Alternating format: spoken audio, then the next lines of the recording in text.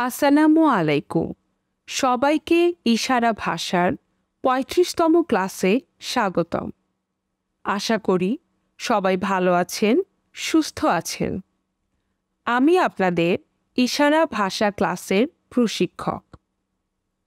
আজকে আমরা প্রতিদিন ব্যবহারের কিছু বাক্য গঠন শিখব। আজকে পর্ব ২। আজ আমার রেজাল্ট দিয়েছে।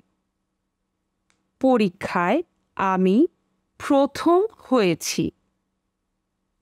আমি একজন চিকিৎসক হতে চাই।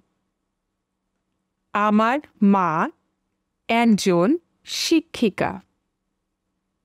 আমার একজন ছোট ভাই আছে। রাতে আকাশে চাঁদ দেখতে সুন্দর। আবার করছি, আজ আমার রেজাল্ট দিয়েছে। পরীক্ষায় আমি প্রথম হয়েছি। আমি একজন চিকিৎসক হতে চাই। আমার মা একজন শিক্ষিকা। আমার একজন ছোট ভাই আছে। রাতে আকাশে চাঁদ দেখতে সুন্দর। আজকের ক্লাসের সব ইশারা আমরা বাসায় অনুশীলন করব।